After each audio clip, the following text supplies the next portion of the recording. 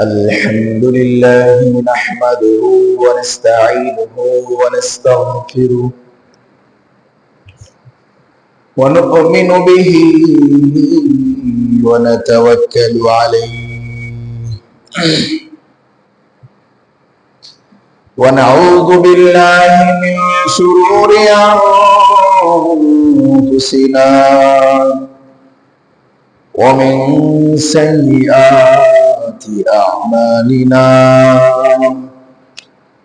من يهده الله فلا مضل له ومن يضلله فلا هادي له ونشهد أن لا إله إلا الله وحده لا شريك له ونشهد أن سيدنا وسندنا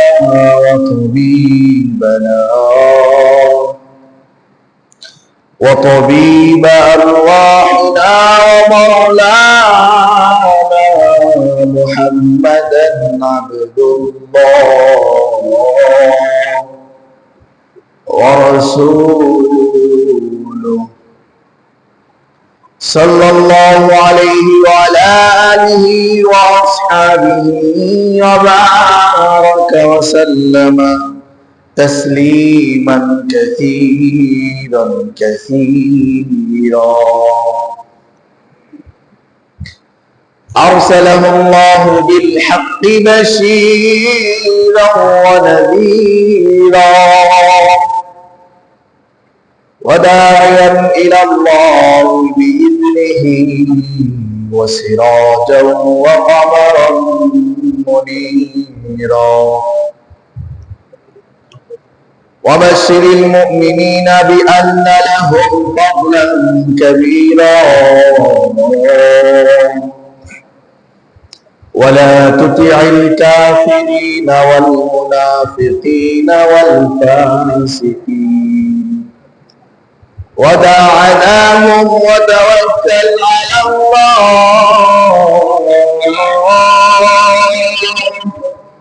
وكفى بالله وكيلا أعوذ بالله من الشيطان الرجيم بسم الله الرحمن الرحيم قال نوح رب إنهم عصوني واتبعوا من لم يزده ماله وولده إلا خسارا ومكروا مكرا كبارا وقالوا لا تذرن آلهتكم ولا تذرن ودا ولا سواعا ويغوث ويعوق ونسرا وقد أضلوا كثيرا ولا تزد الظالمين إلا ضلالا وقال الله تعالى في شأن حبيبه ومعشوقه ما كان محمد أبا أحد من رجالكم ولكن رسول الله وخاتم النبيين وكان الله بكل شيء عليما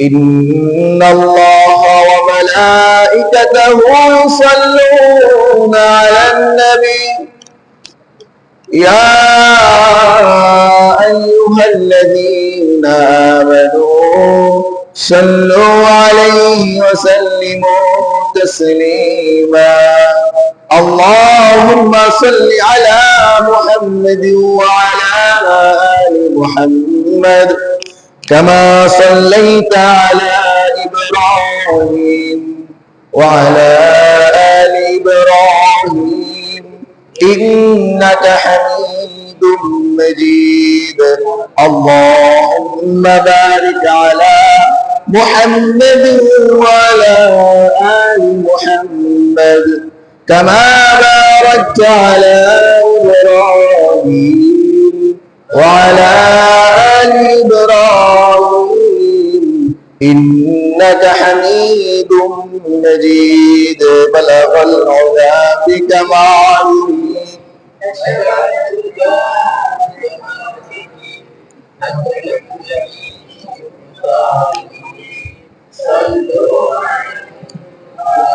به بلغ العلا بكماله كشف الدجى بجماله حسنت جميع خصاله صلوا عليه وآله سبحانك لا علم لنا إلا ما علمتنا إنك أنت العليم الحكيم শুকরিয়া সেই মহান রব্বুল ইজ্জতের দরবারে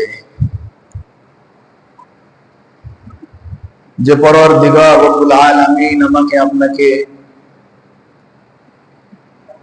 জুমাবারে জুমার নামাজের উদ্দেশ্য করে মসজিদে আগে আগে এসে বসার তৌফিক এনায়েত করেছেন এবং কোরআন হাদিস থেকে মূল্যবান কিছু কথা শ্রবণের নিয়তে অবস্থান করার তৌফিক দান করেছেন এজন্য সেই পরওয়ারদিগার মহান স্রষ্টা রব্বুল আলামিনের দরবারে তার শেখানো কালিমাতুশ শুকর আমরা সবাই একসঙ্গে আদায় করে বলি আলহামদুলিল্লাহ রব্বুল আলামিনের অশেষ অসংখ্য রহমত নিয়ামত যে রব্বুল আলামিন আমাকে আপনাকে সর্বপ্রথম মানুষ রূপে বানাইছেন কিন্তু মানুষ হইলেও হয়তোবা আমি আপনি জাহান্নামের কুণ্ডন হইতে পারতাম সুনিশ্চিত জাহান্নামী হইতে পারতাম যদি রব্বুল আলামিন আমাকে আপনাকে দয়া করে মায়া করে দয়া না করে মায়া না করে মহব্বত না করে ভালো না বেসে যদি মুসলমানের ঘরে জন্ম না দিতেন আমি আপনি চিরস্থায়ী ভাবে জাহান্নামের অগ্নি জ্বালানি হইতাম ঠিক কিনা এই রব্বুল আলামিনের কাছে কিন্তু আমি আপনি সুপারিশ করি নাই কোন দরখাস্ত জমা দিই নাই যে রব্বুল আলামিন আমাকে মুসলমানের ঘরে জন্ম দেন আমাকে মুসলমান হিসেবে দুনিয়ায় পাঠান করছি আমরা কেউ দরখাস্ত পেশ করছি কেউ করি নাই মালিক ভালোবাসতেন যদি আজকে একটা হিন্দুত্ব ঘরে খ্রিস্টানের ঘরে বেদইনদের ঘরে বেধর্মীদের ঘরে জন্ম দিত আমাকে আপনাকে হয়তোবা আমরা এই ইসলামের ছায়াতলে ঈমানি শক্তিতে কোরআন ও হাদিসের আলোকে এভাবে আলোকিত হওয়ার কোনোদিনও সুযোগ পাইতাম না ঠিক কিনা কিন্তু রব্বুল আলামিন কিন্তু সেটা করেন নাই আমাকে আপনাকে মহব্বত করে ভালোবেসে কিন্তু মুসলমানের ঘরে জন্ম দিয়ে মুসলমানের পরিবেশে মুসলমানের কার্যকলাপের ভিতরে আমাকে আপনাকে গড়ে তুলতেছে এতটা সত্য দুর্ভাগা কপাল পোড়া ওই ব্যক্তি যে মুসলমান হইল মুসলমানের ঘরে জন্ম নিল মুসলমানের পরিবেশে লালিত পালিত হয়ে বেঈমান হয়ে মারা গেল এর মতো কপাল পোড়া এর মতো দুর্ভাগা পৃথিবীতে আরেকজন নাই ঠিক কিনা অর্থাৎ নিয়ামত পেয়ে নিয়ামত হারায় ফেলল যেমন ছোটবেলায় একটা গল্প শুনতাম এক ব্যক্তি মাঠে চাষ করতে গেছে কোদাল নিয়ে সকালবেলা ক্ষেত কোপাইতেছে কোপাইতে কোপাইতে কোপটা কেমন যেন ইটে না শক্ত কিছুতে লাগছে ওই ব্যক্তি ওখানে খুঁজে উঠায় দেখে যে গোল একটা কি যেন দেখা যায় ইটের মতো চাঙ্গা একটা কি যেন দেখা যায়, সে খুঁজে উঠে দেখে এটা তো আর কিছু না, এটা একটা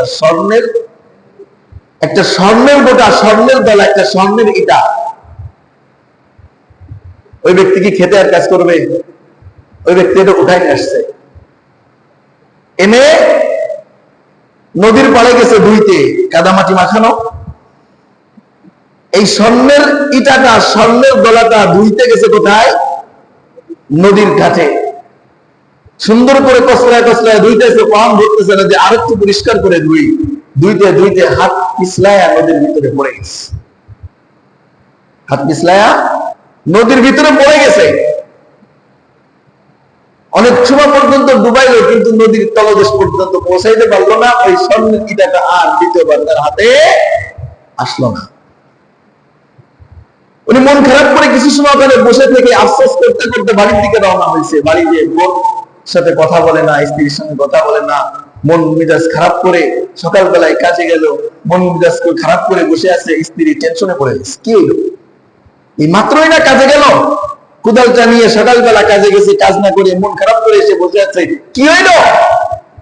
জিজ্ঞেস করে, বলে কিছু হয় নাই। না, কিছু তো একটা হয়েছে, কারণ কিছু যে হয়েছে এটা তোমার কর্মেই প্রকাশ পাইতেছে, তোমার চেহারার ভিতরেই কথা কইতেছে। বলো না কি যেন হয়েছে তোমার। বলবে না জবরদস্তি করে স্ত্রী যখন শুনলো, তখন স্ত্রী বলতেছে শোনার থেকে না শোনা ভালো ছিল। কি বলে? শোনার থেকে না শোনা ভালো ছিল।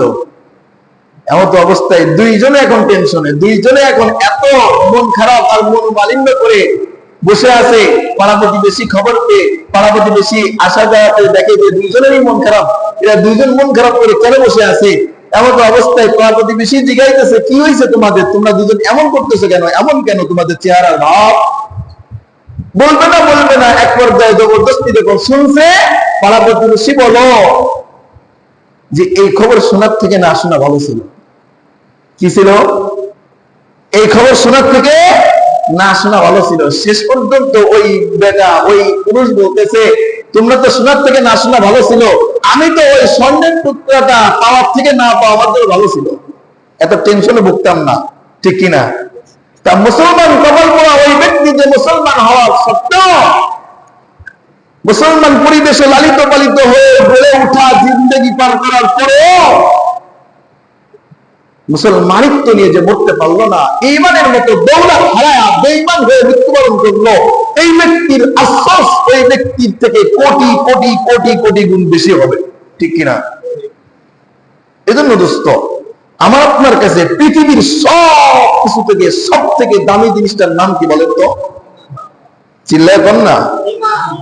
আল্লাহ রাব্বুল আলামিন এই নিয়ামতটা আমাকে আপনাকে দিয়েছে, ধরে রাখতে হবে। যদি ওই লোকের মতো ধুইতে যায়, যদি স্বর্ণটা নদীতে পড়ে যায়, তলদেশে চলে যায়, আর হাতের নাগালে না থাকে, দোস্ত তোমার আমার মতো কপাল পোড়া ঈমান হারায় যদি মরি, তোমার আমার মতো কপাল পোড়া। কিন্তু যারা ঈমানের দেখা পায় নাই, ওরাই বলবে তোর থেকে আমি ভালো আছি, কারণ তুই তো পাইয়ে হারাইছিস, আমি তো পাই নাই। ঠিক কিনা? আল্লাহু আকবার। এই জন্য এই কথাটা আজকে কেন বললাম, আমরা মুসলমান, ঠিক কিনা? আমাদের ভিতরে অনেক কিছু না জানার কারণে অনেক বিষয় আমরা জানি না, কিন্তু জানি ইসলাম সম্পর্কে আমাদের ন্যূনতম ধারণা নাই। আমরা যা পাবলিক, আমাদের ইসলাম সম্পর্কে ন্যূনতম ধারণাও নাই। কিন্তু এই জ্ঞান না থাকা সত্ত্বেও আমরা এমন এমন কিছু কার্যকলাপ করি, এমন এমন কিছু প্রশ্ন করি, যে প্রশ্নের মাধ্যমে, যে কথাগুলোর মাধ্যমে, যে কার্যকলাপের মাধ্যমে আমি আপনি বেঈমান হয়ে যাইতেছি, আমার ঈমানটা নষ্ট হয়ে যাচ্ছে। আমি মুমিন হওয়া সত্ত্বেও এই প্রশ্ন উত্থাপন করার পরে আমি একজন বেঈমান হয়ে যাচ্ছি, এবং সঠিক সমাধান জানার তো ইচ্ছা না। যেটা জানছি ওটাকে বহল রাখা, অটল রাখার দরুন রব্বুল আলামিন যে নিয়ামতটা আমাকে আপনাকে দিছিল, ঈমানি দৌলত, এই ঈমানি দৌলতটা আমরা হারায় ফেলতেছি।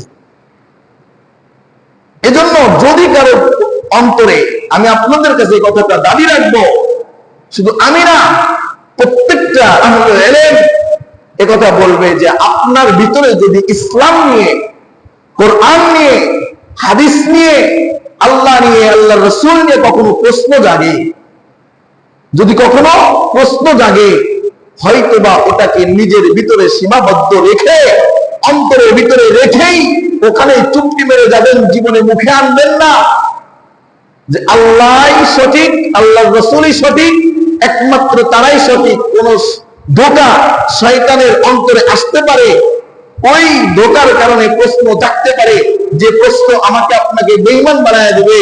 যদিও বা মনে চাই করতে, তাহলে আহলে ইলমদের নিকটে যে প্রথম দায়িত্ব হয়তো চুপ থাকবো।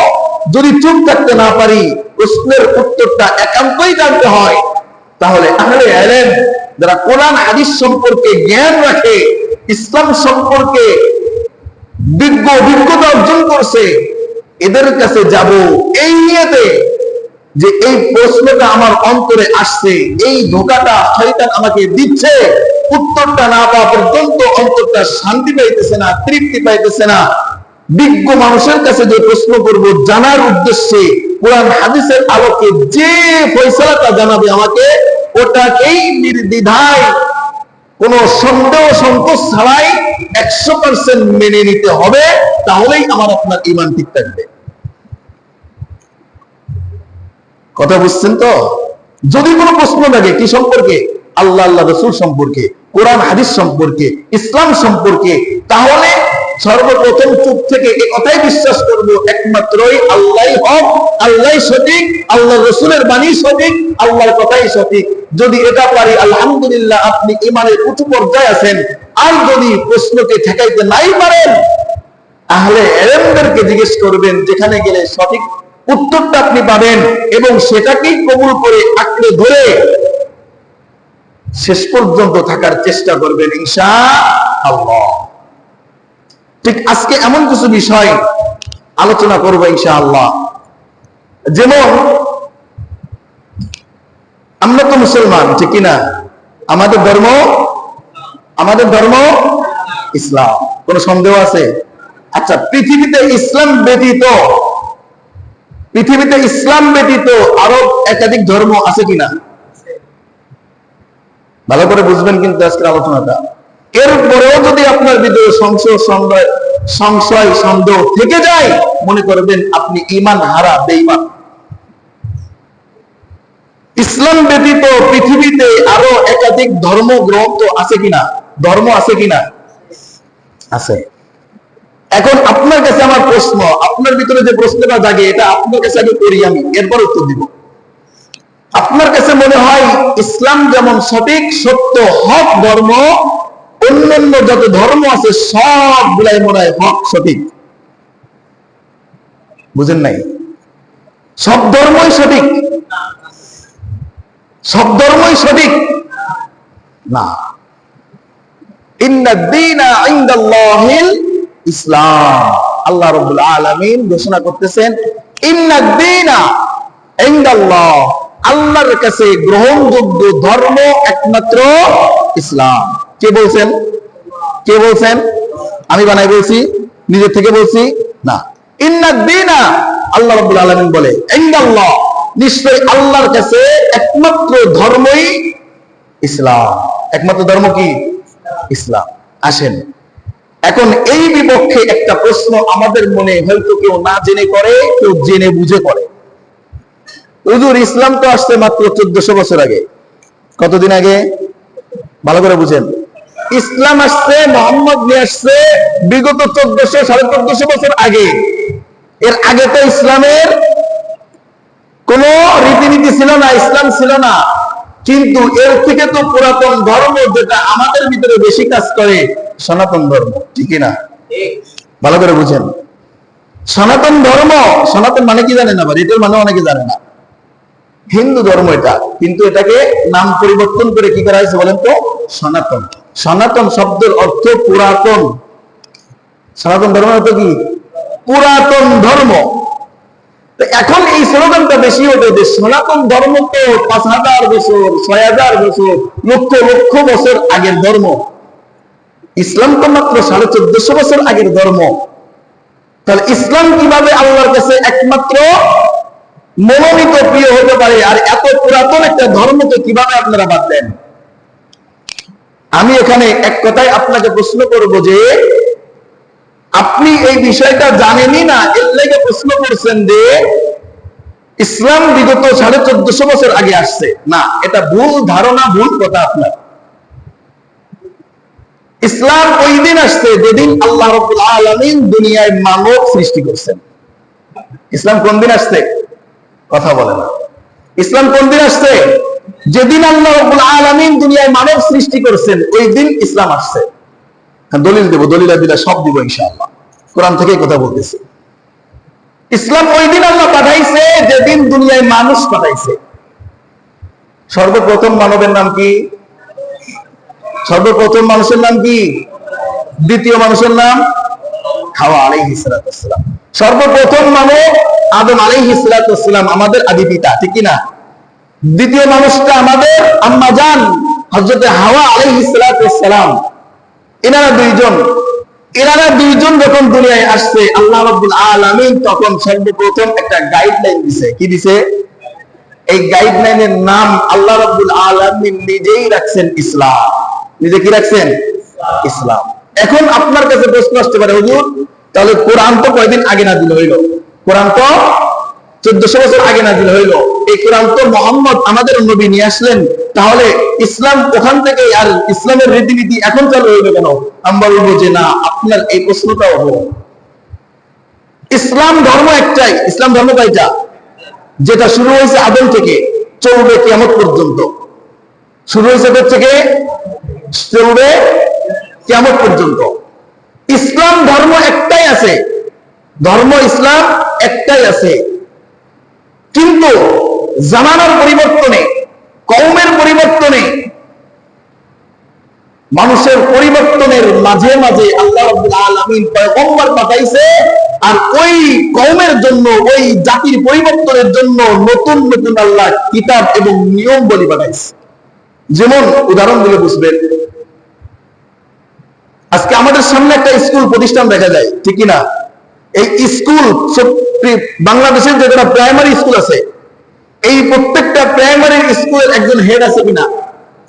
যার তত্ত্বাবধানে, যার আওতায় এই প্রাইমারি স্কুলগুলো চলে। উনি ওখান থেকে নিয়ম করেছে সকাল 8টা থেকে ক্লাস হবে বিকাল 4টা পর্যন্ত। ওই নিয়মে প্রত্যেকটা কি চলতেছে? প্রাইমারি স্কুল যত বাংলাদেশে আছে সব একই নিয়মে চলতেছে। 8টায় ক্লাস শুরু হতে হবে, 4টায় শেষ হতে হবে। এখন এই যে একজন হেড, ওয়াল বাংলাদেশের প্রাইমারির একজন হেড আছে, এই হেড তাকে দায়িত্ব দেওয়া হয়েছে, সে এখন যে কানুনটা, যে নিয়মটা প্রয়োগ করবে, ওই নিয়মটা প্রত্যেকটা স্কুলের মাস্টার, শিক্ষক, ছাত্র, ছাত্রী সবাইকে মেনে চলতে বাধ্য, ঠিক কিনা? এখন 5 বছর মনে করেন মেয়াদ, এই 5 বছর পরে এই স্কুল প্রধানের চাকরি শেষ হয়ে গেছে, ওখানে আরেকজন স্থলাভিষিক্ত হয়েছে, ওখানে আরেকজন স্থলাভিষিক্ত হয়েছে। তিনি এসে নতুন একটা যুক্তি খাড়া করে নতুন একটা নিয়ম করলো যে না, 8টা থেকে ক্লাস হবে না, কারণ এত সকালে, এত ভোরে ছাত্র ছাত্রীরা উঠে প্রস্তুতি নিয়ে সকালের খাবার খেয়ে স্কুলে অ্যাটেন্ড করতে কষ্ট হয়, অনেকে লেট হয়, আধা ঘন্টা পিছিয়ে দেওয়া হোক। এখান থেকে 8:30টায় ক্লাস হবে, ওখানে ছুটি হবে 4:30টায়।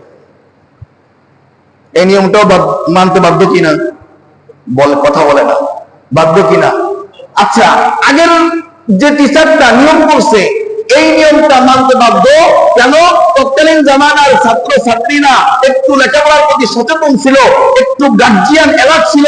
বর্তমান জামানার ছাত্র ছাত্রীরা গার্জিয়ান সহ সবাই গাফেল, ওই সময়ের ভিতরে অ্যাটেন্ড করতে পারে না, জমা হতে পারে না, স্কুলে উপস্থিত হতে পারে না। এই জন্য সে নতুন করে তাদের সুবিধার দিকে তাকাইয়া আধা ঘন্টা প্র্যাকটিস করছে। এই অধিকার আছে কিনা? এটা বুঝে আসে রব্বুল আলামিন ইসলাম নাযিল করছে, দুনিয়া শুরু থেকে কিয়ামত পর্যন্ত চলবে। কিন্তু বিভিন্ন জামানায় বিভিন্ন মানুষ আসার কারণে, বিভিন্ন কওম আল্লাহ পাঠানোর কারণে, এই কওমের মেজাজ আগের কওমের মেজাজের সাথে মেলে না, এই কওমের কালচার আগের কওমের কালচারের সাথে মেলে না, আগের কওমের নীতি এই কওমের উপরে দিলে কোনো দিক থেকে জুলুম হয়, কোনো দিক থেকে ছাড় হয়ে যায়, কোনো দিক থেকে কঠোরতা হয়ে যায়। এই কারণে আল্লাহ রাব্বুল আলামিন বিভিন্ন জাতির উপরে, বিভিন্ন কওমের উপরে নতুন আম্বিয়া, নতুন নবী পাঠায়া, নতুন কিতাবের দিয়ে নতুন নিয়ম আল্লাহ রাব্বুল আলামিন এই কওমের জন্য চালু করে দিয়েছে। সুবহানাল্লাহ। তাহলে ইসলাম শুরু হয়েছে কোথা থেকে? আদম থেকে চলবে চলবে কিয়ামত পর্যন্ত। মাঝখানে এই যে 104খানা কিতাব, 104খানা কিতাব আল্লাহ এই জন্য নাযিল করছে, এই প্রথম কিতাবের কওমের সাথে দ্বিতীয় কিতাবের কওমের অভ্যাস আমল এগুলো মিলে না। যেমন আদ জাতি, আমাদের আগে একটা নবী ছিল, নামের নবী নাম ছিল হুদ নবী, সামুদ নবী। এদের কম ছিল সর্বনিম্ন যে মানুষটা ছিল 100 হাত লম্বা। কয় হাত? আরে কথা বলে না। 100 হাত লম্বা সর্বনিম্ন, ছোটটা যে একের বাচ্চা, এটা ছিল 100 হাত লম্বা। সর্বোচ্চ মানুষ ছিল 400 হাত, 500 হাত, 600 হাত লম্বা ছিল। আচ্ছা, এখনকার মানুষ কথা বলে না, 3.5 হাত, 32 ইঞ্চি 33 ইঞ্চি, শোনেন না? শোনেন না? 32 ইঞ্চি মানুষ, 18 ইঞ্চি মানুষ, শোনেন না? তাহলে এখনকার 36 ইঞ্চি মানুষ আর তৎকালীন জামানার 400 হাত লম্বা মানুষ সমান সক্ষমতা আছে? তৎকালীন জামানার মানুষেরা, তৎকালীন জামানার কওমেরা পাহাড় কেটে পিলার বানাইয়া 60 তলা, 70 তলা, 30 তলা, 50 তলা পর্যন্ত একটা পিলার বানাইতো পাহাড় কেটে, হাত দিয়ে ভেঙে ভেঙে একটা পিলার বানায়া ওই পিলার নিজের ঘাড়ে করে এনে এভাবে মাটির ভিতরে দাবায়া দিয়া ঘর বানাইতো। এখনকার জামানার মানুষ এটা পারবে? এখনকার জামানার মানুষ তো 10 ফিটি একটা পিলার আরসিসি ঢালাইয়ে 2 বার দেয়। কয়বারে? এত প্রযুক্তির জামানায় এসে একটা 10 ফিটের একটা আরসিসি ঢালাই 2 বারে দিয়ে যাওয়াই, একসাথে দিলে নাও জমতে পারে, ভেঙে যেতে পারে। আর তৎকালীন জামানার কওমেরা নিজে হাতে পাহাড় ভেঙে 30 তলা পর্যন্ত একটা পিলার বানাইতো পাহাড়, এটা নিজে কাঁধে করে বহন করে এনে মাটির ভিতরে গেড়ে দিত। কোনো বেকু লাগতো না, কোনো জেটিকল লাগতো না, নিজেরাই ধরে গাড়ি দিত। ওই সক্ষমতা সমান। ওদের জন্য যে নবী পাঠাইছিল, ওদের জন্য যে কিতাব পাঠাইছিল, ওদের জন্য যে নিয়ম পাঠাইছিল, আমাদের জন্য ওই নিয়ম প্রযোজ্য হইতো? কথা বলে না। হইতো না। তাহলে আমাদের এটা বুঝতে হবে দোস্ত, কুরআন ইসলামকে নতুন করে আনে নাই। ইসলাম আসছে কোন সময়? ইসলাম আসছে আদম থেকে। আদম যখন পাঠাইছে আল্লাহ রাব্বুল আলামিন, এই আদমের উপরেই ইসলাম ধর্ম নাযিল করছে। এই ইসলামের দাওয়াতের আঙ্গিকেই জামানার পরিবর্তনে, কওমের পরিবর্তনে, জাতির পরিবর্তনের কারণে আল্লাহ রাব্বুল আলামিন কিতাবের পরিবর্তন করছে, নিয়মের পরিবর্তন করছে। অর্থাৎ যদি পুরাতন ধর্ম বলে স্লোগান দেন, হিন্দু ধর্মটাই পুরাতন ধর্ম, আমি বলবো আপনি ধোঁকার ভিতরে আছেন, আপনাকে শয়তান ধোঁকার ভিতরে রাখছে। সর্বপ্রথম সবথেকে পুরাতন ধর্মের নাম কি? সবথেকে পুরাতন ধর্ম কোনটা?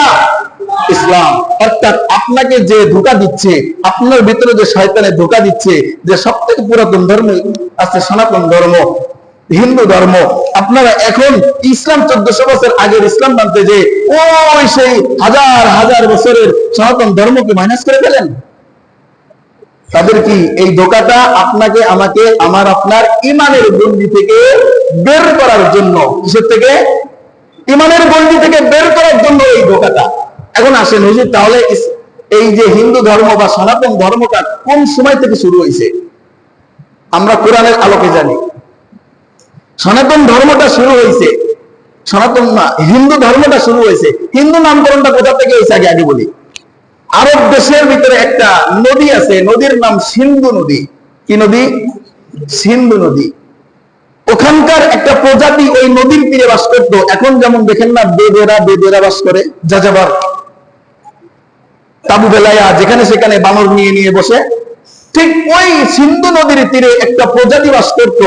তাদেরকে সিন্ধু প্রজাতি বলা হতো। নদীর আঙ্গিকে, নদীর পাশে বাস করতো, এই আঙ্গিকে মিল রেখে ওদেরকে সিন্ধু জাতি বলা হতো। ওরা এই মূর্তি পূজক ছিল, মূর্তি পূজা করত, তাদেরকে ওই সিন্ধু জাতি বলা হতো। সিন্ধু জাতি থেকে হিন্দু তৈরি হয়েছে। যেমন আমাদের এই মুন্সিগঞ্জে আমরা কিন্তু শহরে পড়ি, শহরে কি বলি? সকালে, এটা কি বলি? হকালে। শাপলারে কি বলি? হাপলা। কথা বলে না। শহরে পড়ি। ঠিক এই ভারতবর্ষের একটা জাতি যখন ওই সিন্ধু প্রজাতিদেরকে নামকরণ করা হয়েছে সিন্ধু প্রজাতি, তখন ওই সিন্ধু প্রজাতির শহরে বাদ দিয়ে লাগায় দিয়ে হিন্দু বানাইছে। এটা আমার কথা না, হিন্দু ধর্মের বড় বড় পণ্ডিতদের 3-4টা কিতাবের থেকে আমি নিছি। 3-4টা কিতাব নিম্ন। ওরাই বলছে এই হিন্দু নামটা মূলত ধর্মের নাম না, এই হিন্দু নামটা জাতির নাম না। ওই আরব দেশের আরবরা এদেরকে সিন্ধু জাতি বলতো, সেখান থেকে কে বাদ দিয়ে উচ্চারণের সমস্যা হইতো, হ বলতো। এই হক থেকে সিন্ধু থেকে হিন্দু হয়ে গেছে। আসেন, এরপরে এই ধর্ম থেকে শুরু হইল। আল্লাহ রাব্বুল আলামিন যখন আদম আলাইহিস সালামকে পাঠাইলো, পাঠানোর পর আদম আলাইহিস সালামের হায়াত শেষ হয়ে আদম আলাইহিস সালাম চলে গেলেন, মারা গেলেন। আদম আলাইহিস সালাম মারা যাওয়ার 600 বছর পরে, কত বছর খেয়াল করেন, এই ইতিহাসটা মনে রাখবেন। অনেকে মনে করে যে এটাও সত্য ধর্ম, এটাও তো আল্লাহ প্রদত্ত, এটাও তো আল্লাহ পাঠাইছে। অন্যান্য খ্রিস্টান ধর্ম, ইহুদি ধর্ম, এগুলো কিন্তু আসমানি কিতাবের উপরে, কিন্তু এখন নাই, এখন ওভার ডেট হয়ে গেছে, সাবেক হয়ে গেছে, পরিবর্তন আসছে। ওদিকে আলোচনা করলে আমি শেষ করতে পারবো না, আমি এই একটা ধর্মের উপরে একটু আলোচনা করি।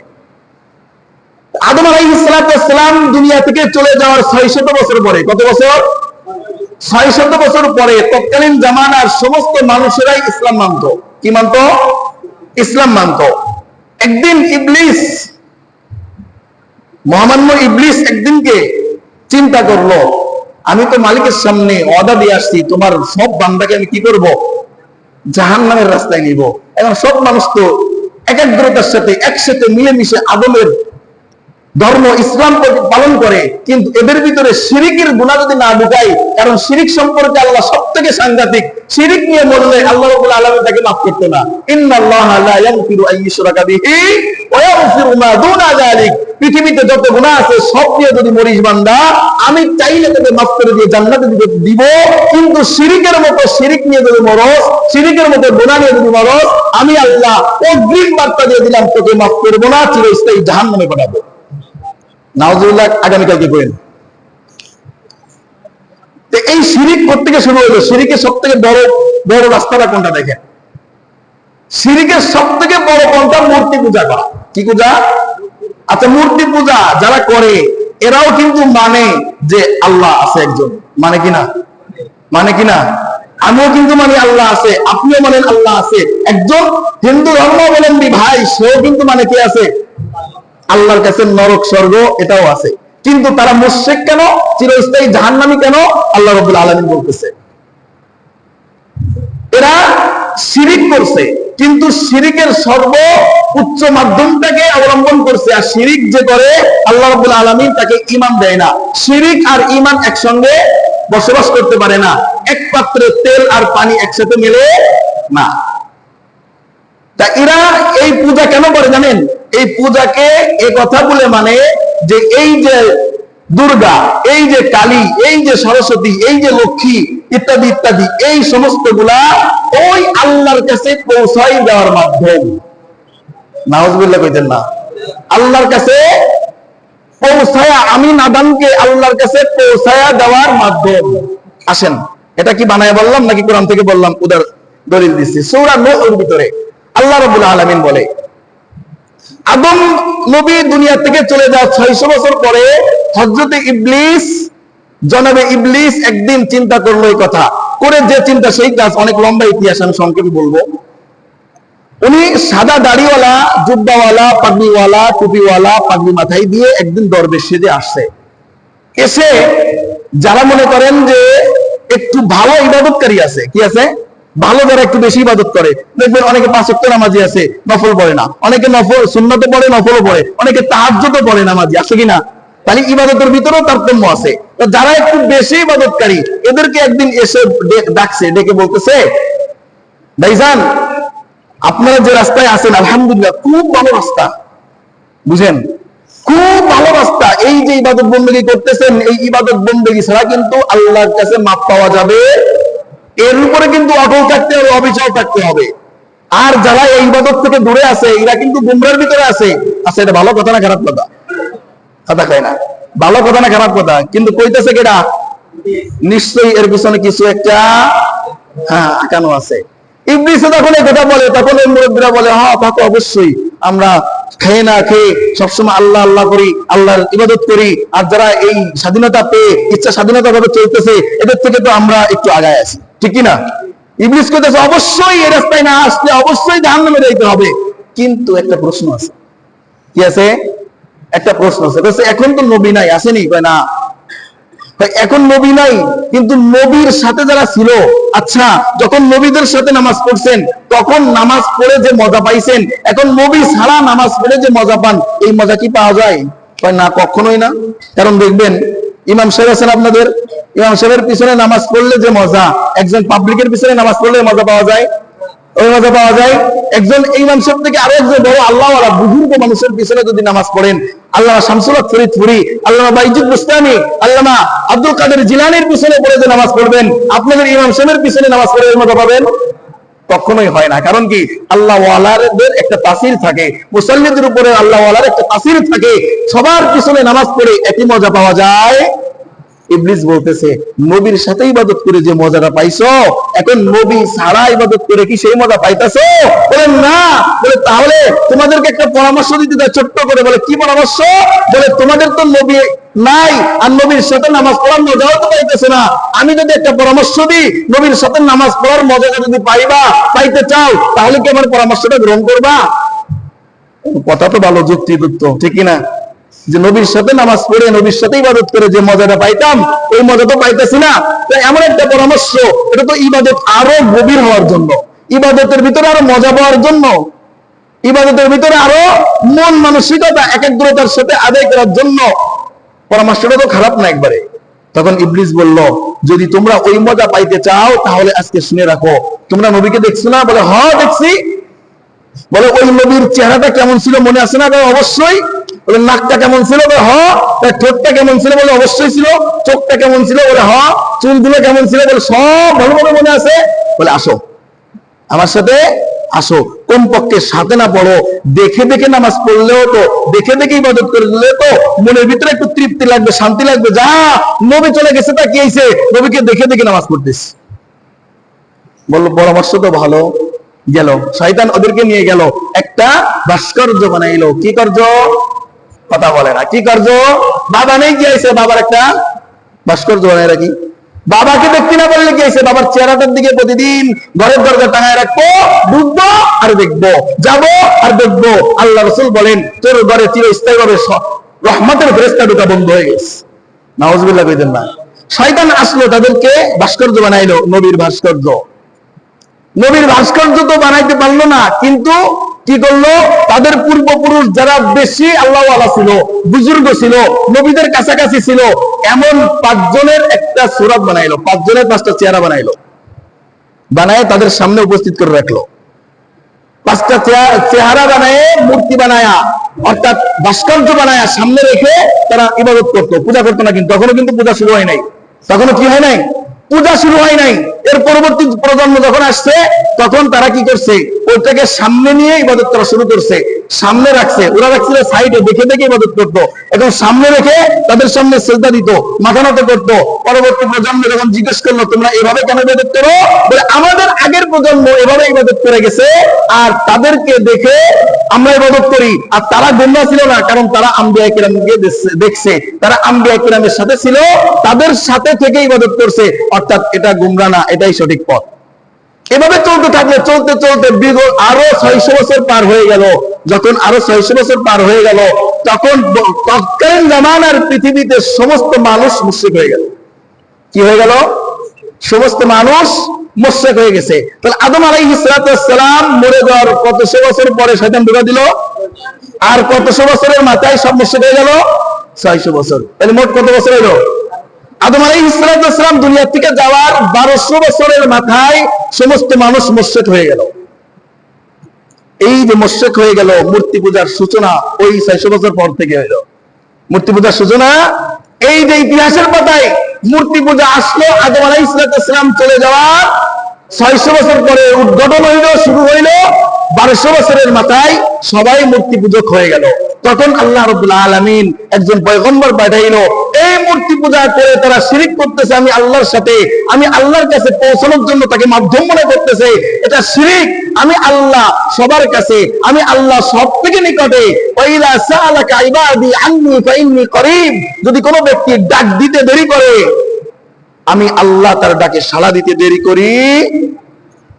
আমার কাছে পৌঁছাতে কোনো মাধ্যম লাগে না, আল্লাহর কাছে পৌঁছাতে কোনো মাধ্যম আল্লাহ রাব্বুল আলামিন আছে সবাই বিশ্বাস করে, কিন্তু মনে করে কালীরে আল্লাহ এই শক্তি দিয়ে দিছে, দুর্গারে আল্লাহ এই ক্ষমতা দিয়ে দিছে, লক্ষ্মীরে এই বরকত দিয়ে দিছে, এই সরস্বতীরে এই ক্ষমতা দিয়ে দিছে, আল্লাহর কাছে আর ক্ষমতা বাকি নাই। বলে নাউজুবিল্লাহ। এদেরকে উপাসনা করলে এরা আমাদেরকে ওই আল্লাহ পর্যন্ত পৌঁছায় দিবে। তখন নূহ আলাইহিস সালাম আসলেন। দেখেন, নূহ আলাইহিস সালাম দুনিয়ায় এসে তাদেরকে দাওয়াত দিচ্ছে। 950 বছর দাওয়াত দিছে। কয় শত বছর?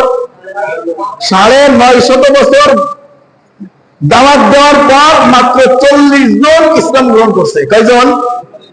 কথা কয় না। 40 জন ইসলাম গ্রহণ করছে। তখন আল্লাহ রাব্বুল আলামিনের কাছে একদিন নূহ আলাইহিস সালাম কোরআনের কথা বলতেছে, ইয়া রাব্বুল আলামিন, চেষ্টা তো কম করলাম না, কিন্তু এরা তো ওই যে বাপ দাদা থেকে পাইছে, ইন্না ওয়াজাদনা আবাআনা, আমাদের পূর্বপুরুষদেরকে পাইছে মূর্তি পূজা করতে, সরস্বতী পূজা করতে, কালী পূজা করতে, দুর্গা পূজা করতে। এখন এটা কিভাবে ছাড়বো? আর ছাড়তেছে না রব্বুল আলামিন। কি করব? এরা এভাবে কেন হইলো? আল্লাহ বলতেছে, দেখেন, وقالوا لا تذرن آلهتكم ولا تذرن ودا ولا سواعا ولا يغوث ويعوق ونسرا। আল্লাহ রাব্বুল আলামিন ডাকতে বলে, ওরা তাদের বুজুর্গ 5 জন ব্যক্তিকে মূর্তি বানায়া এই মূর্তি পূজা শুরু করেছে। এই 5 জন ব্যক্তির নাম আল্লাহ কোরআনে উঠাই দিছে। একজনের নাম ওয়াদ্দা, বুজুর্গ ছিল, আল্লাহ ওয়ালা মানুষ ছিল। একজনের নাম ওয়াদ্দা, দ্বিতীয় জনের নাম সুওয়া, তৃতীয় জনের নাম ইয়াগুস, চতুর্থ জনের নাম ইয়াউক, পঞ্চম জনের নাম নাসরা। আল্লাহ রাব্বুল আলামিন নিজে বলতেছে, এই 5 জনকে তারা মূর্তি বানায়া মূর্তি পূজা শুরু করলো। আমি আল্লাহর পাঠানো ধর্ম ইসলামকে পরিত্যাগ করে এই 5 জনকে তারা উপাস্য রূপে গ্রহণ করে, তাদের মূর্তি হিসেবে গ্রহণ করে আমি আল্লাহর কাছে পৌঁছানোর মাধ্যম হিসেবে গ্রহণ করলো। তারা বড় জালেম, তারা আমি আল্লাহর সঙ্গে শিরিক করছে। আমি আল্লাহর কালিমা লা ইলাহা ইল্লাল্লাহ গ্রহণ করার আগ পর্যন্ত আমি তাদেরকে মাফ করব। নূহ আলাইহিস সালাম বলল, আল্লাহ বলেন কি করব? বলে, তুমি তোমার ওই 40 জন সাথীদেরকে নিয়ে তুমি এক আশ্রয়স্থলে চলে যাও, যে ওখানে কিস্তি বানাও, নৌকা বানাও, ওই নৌকার ভিতরে তোমার 40 জন সাথী সহ তুমি উঠে তাদের দুনিয়ার ভিতরে যত জীবজন্তু আছে প্রত্যেকটাকে এক জোড়াই করে তোমার নৌকার ভিতরে উঠাও। এর ইতিহাস আবার অনেক লম্বা, আমি সংক্ষেপে বলতেছি। এক জোড়া করে উঠাও, কারণ আমি আল্লাহ এদের সবাইকে এখন ধ্বংস করে দিব। কেন ধ্বংস করে দিবেন?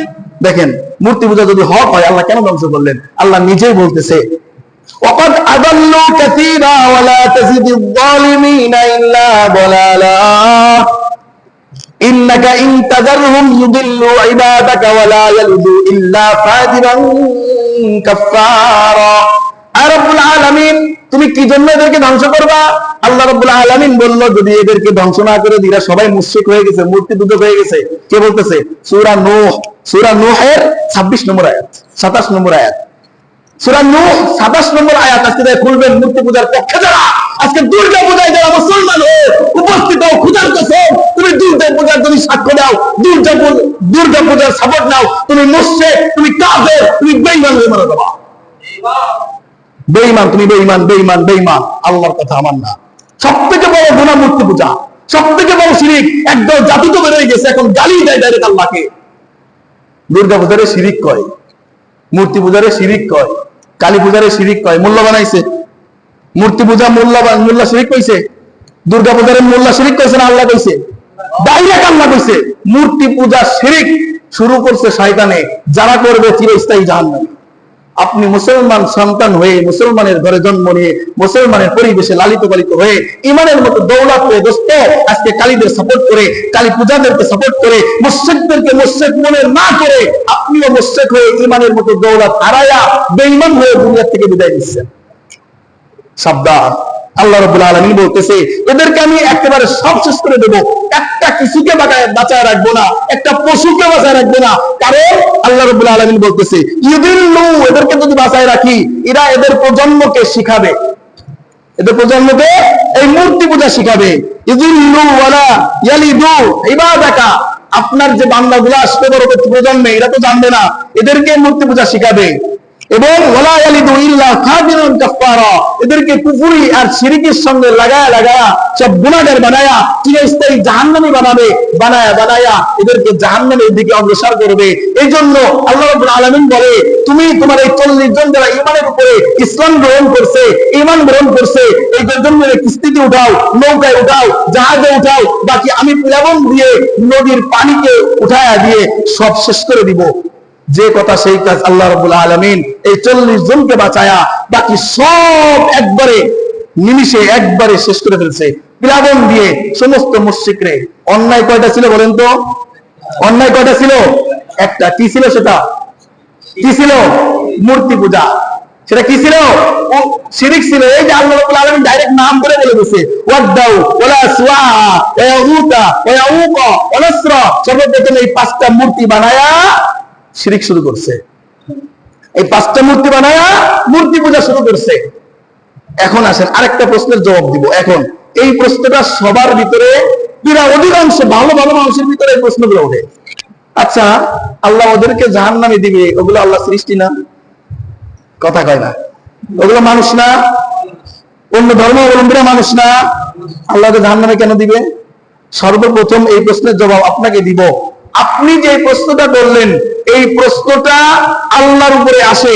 আল্লাহর উপরে এই প্রশ্ন করার অধিকার কোনো মানুষের নাই। আল্লাহ রাব্বুল আলামিন সূরা আম্বিয়ার ভিতরে বলতেছে, লা ইউসআলু আম্মা ইয়াফআলু। ওই বিষয় কোনো প্রশ্ন করবে না যে বিষয় আমি আল্লাহ নিয়ম করছি, এই বিষয় প্রশ্ন করার কোনো মাখলুকের অধিকার। অহুম ইউসআলুন, বরং আল্লাহ যে নিয়ম দিয়ে দিয়েছে তোমারে, এই নিয়ম মানো, আল্লাহই একমাত্র তোমাকে প্রশ্ন করবে। এখন আসেন, এবার এটা তো কোরআনের দলিল নিলাম, এবার একটু যুক্তিতে আসি।